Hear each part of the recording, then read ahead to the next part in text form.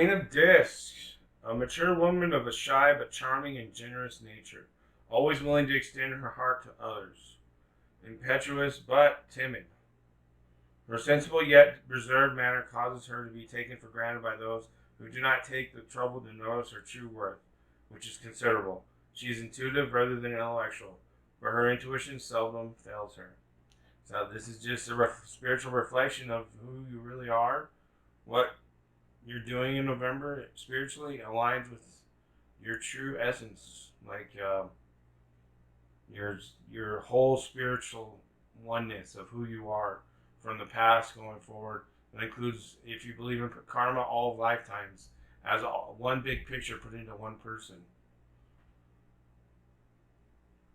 Queen of Discs. This is your higher self, shadow self combined working together with Pluto and Libra. Spiritually working, doing the alchemical processes. The star in reverse. Hope, delayed, a setback, minor misfortune, need for patience, resentment, an error, a dry spell, overtaxing resources. These are the things you're constantly thinking about or affecting your mentally aspect, your intellectual aspect of yourself in November.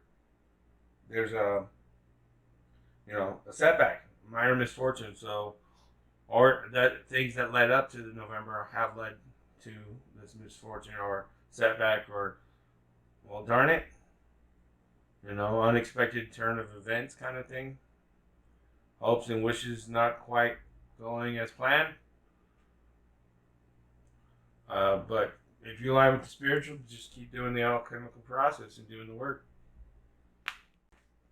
Physical aspect of yourself, we have Three of Wands, optimism, good prospects, auspicious progress, all according to plan, established enterprise, discovery. So your physical aspect, even though you're thinking that, this is a setback or whatever, it's part of helping smooth things out or correcting your path in alignment with working on with the shadow and the light combined.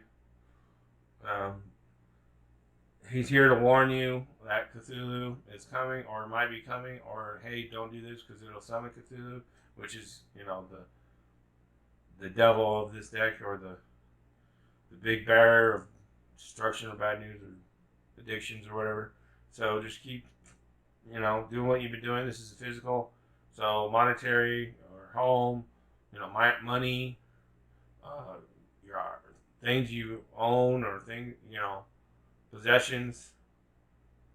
So your couch, any of those kinds of things, keep it organized and clean. Things are working. She's got the pyramid here around her with the wands, the three staffs, or these three crystal wands here, protecting her, keeping the darkness at bay.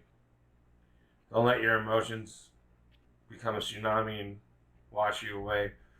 So I think you'll be alright. Queen of Wands in reverse is a mature woman whose pride and vanity cause her to believe that she is always right.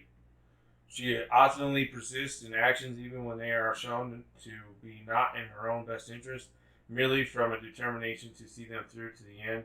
She perceives those who disagree with her as her enemies and can become vengeful toward them if they refuse to submit to her will. So this is authoritarian dictator card in reverse. It's not upright. Underwater, see the water, her head. It's not this way. It's upside down. So her emotions are consuming her. This is the social aspect of yourself. This may be the way people perceive you, not necessarily completely accurate to the reading, because you're intellectual. Maybe that's what it is.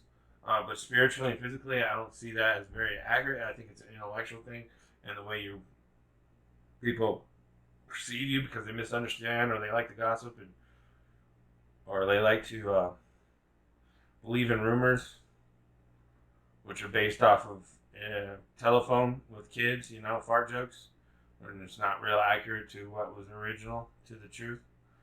So, they believe the liars, they don't believe the truth of who you are. That's a huge problem with our societies today. Propaganda has corrupted many people to believe in lies, and it's everywhere on all channels, all TVs, all mainstream. You're only going to find the truth away from the mainstream. You're not going to find it in the mainstream. So as long as you're aligned with the right social aspect, not in the mainstream, because if you're in the mainstream and you're propagating the propaganda from the mainstream, then you're an authoritarian dictator. So this is accurate for you. But if you're not, then it's not very accurate for you. It's just gossip and rumors. To a disc, upright is change, transformation, alternation, cycles, gain and loss, harmonious revolution, ebb and flow, cheerfulness, recreation, rhythm of life, a message, a visit. This is emotional aspect of yourself. So you're burying the old, starting anew with a fresh new body, having the shadow do the work for you, getting rid of the darkness, the evil, burying it. And then, because this represents the shadow minion of you, doing the hard, dirty work of burying the dead. The moon. It's not as it seems. Maybe if you align with your heart, if you are one of those people who are aligned socially with the mainstream media or mainstream news, then you might want to bury that and go dig into other alternate perspectives. Maybe you're wrong, and you can bury that person that was all authoritarian and dictatorish. Follow your heart. Don't be all vengeful and aggressive because you think you're right and you think whoever you believe is right. Sandalphon, angel of new life. When the time is right, their twin angel will return. Sandalphon was the first, and now he will follow. We follow it forward along the shoreline and into the water. Sandalphon's footstep brings with a great fear, but also awe and hope. With each step, we move closer to the conclusion and the new beginning. Embrace the new epoch. What has come has already passed. What will be is still a dream. Sandalphon flows through it all. When a new era emerges, the blood of the twin angel brings fertility to everything it touches. Angel Arium too was formed this way. So too will the next world, born in the wake of Sandalphon. Signs or references to this card are a wheel within a wheel, a child, a spiral. So, the Emerald Tablet talks about spiraling out to avoid the hounds or the darkness that's trying to consume you and corrupt you comes at angles, and spiraling out is the only way to avoid it. So that's a new way of being. The Traveler, keeper of the crossroads. The traveler's identity has been completely affected. He wanders wherever no road exists, with his lone, worry steed, trading his goods wherever he stops.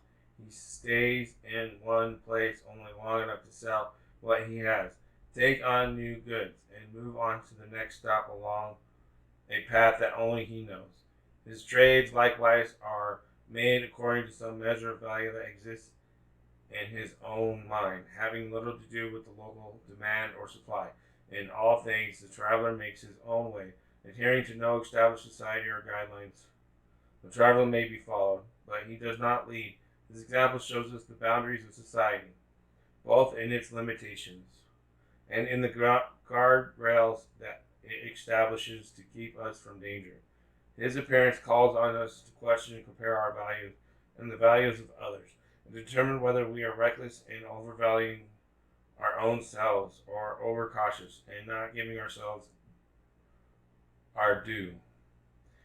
His reference is restlessness, independence, and appraisal. So following the brain drain mainstream media is not showing your independence. It's being a good little sheep and following the herd. Okay? That they don't have independence. They don't understand independence. They don't know what that means. They think they understand it because then they have these different identity characteristics. But that's not independence. Independence is establishing what you believe in and fighting for no matter what. A lot of people are just following because they're afraid to lose what they have, or they're afraid that they're not going to get what they need or want. What you need or want isn't always as it seems. and isn't it really aligned with the soul, destiny, or the spiritual connections you've established?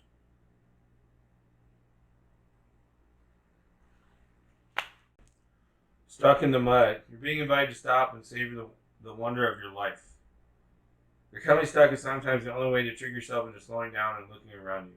In fact, this is a sign that you need to shift your focus away from what you're doing and place your attention elsewhere. Struggling will only get you to even muddier places. Now is not the time to move forward, but to observe. Clarity about your circumstances will come a little later. Stop and find the joy in what you've been overlooking. Soon you'll be out of the mud. But for now, be still and know that Spirit has a plan for you. When this card appears, it reminds you that you're stuck due to your obstinate desire to get what you want, when and how you want it. Perhaps it's uncomfortable to admit that the course of action you've chosen for yourself isn't right for you now. Even so, you have a choice. You can struggle in the mud and get nowhere, or take a moment to observe where you are, and then step out. Wash away the dirt, dry off, and find other things to do. A much better adventure awaits you. You'll know when it's time to embark upon it. Hey Scorpio, this is your 5 aspects of yourself reading for December 2021. Scorpio, December 2021.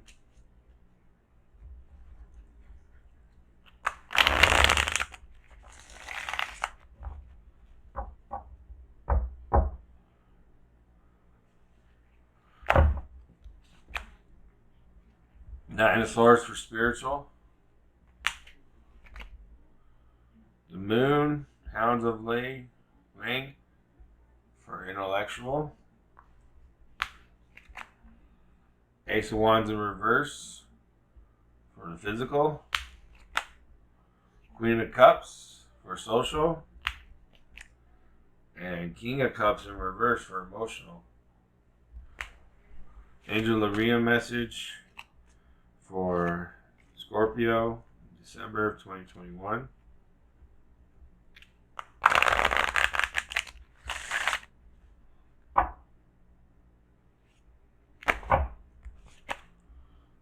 Shakma, Right Eye Wisdom. Mausolea message for Scorpio, December of 2021.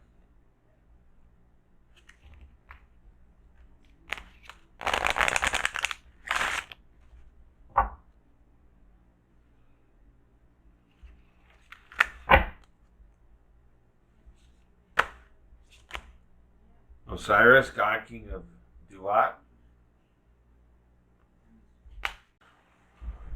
Enchanted Map message for Scorpio, December of 2021.